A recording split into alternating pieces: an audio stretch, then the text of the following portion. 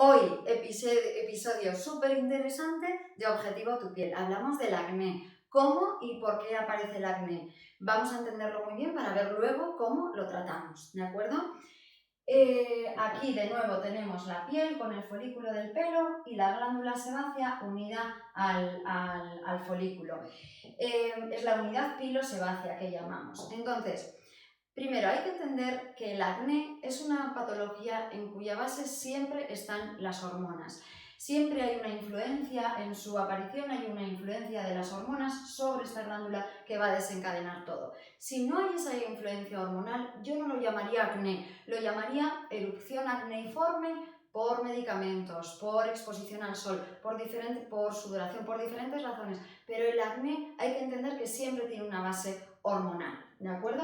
¿Qué es lo que ocurre realmente? Bueno, lo que ocurre es que las hormonas androgénicas, los andrógenos, que os dibujo con una A en mayúscula, que son las hormonas masculinas, actúan sobre esta glándula haciendo que aumente de tamaño, que aumente la producción de grasa, que el poro, que este es el poro que vemos a través de la piel, se haga más visible y se tapone, ahí aparece el comedón o punto negro, y finalmente aparezca la inflamación, el granito rojo o la pústula blanca, ¿de acuerdo? Entonces, como veis, tiene ciertas similitudes con la rosácea. En la rosácea también teníamos esa glándula aumentada con aumento de producción de grasa y esa inflamación. Pero en el acné suele tener esa influencia hormonal que no tiene tanto la rosácea. Pero, y esto os lo he puesto también en algún post, tenéis que, o sea, el acné y la rosácea son dos polos de un mismo espectro. En un extremo tenemos el acné, en el otro tenemos la rosácea, pero también tenemos casos mixtos con características de uno y de otro. Entonces, lo que ocurre con las hormonas androgénicas es que ¿por qué el acné es tan frecuente en la adolescencia? Porque en la adolescencia se produce un pico de estas hormonas androgénicas, aumentan para que se desarrollen todos los rasgos de la pubertad. Ese aumento androgénico es inherente al desarrollo de la adolescencia, es algo fisiológico y por tanto el acné en el adolescente es un acné fisiológico, es normal que aparezca. Ojo, eso no significa que no tengamos que tratarlo, hay que tratarlo, pero es un acné que esperamos que es normal que aparezca y que el 85% de adolescentes va a tener.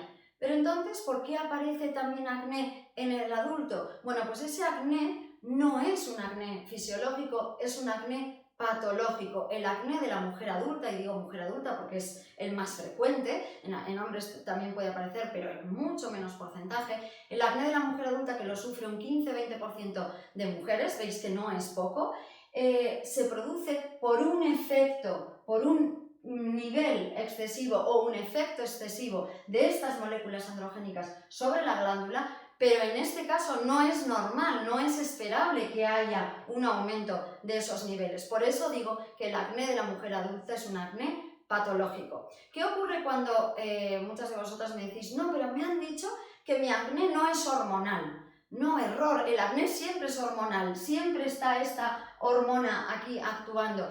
Lo que quieren decir cuando os dicen tu acné no es hormonal es que probablemente os han hecho una analítica y han visto que no hay una alteración de las hormonas, de estas hormonas androgénicas, que no hay un aumento de hormonas. Bueno, el 50%, o yo diría incluso más, de los hiperandrogenismos, de los casos con elevación o aumento de efecto de estos andrógenos, cursa con una analítica hormonal normal. Es decir, que una analítica hormonal sea normal no descarta que haya un hiperandrogenismo, porque podemos tener niveles normales, pero si aquí el receptor donde actúa, el receptor de la glándula, es muy sensible, con un nivel normal estará actuando en exceso y el resultado es el mismo.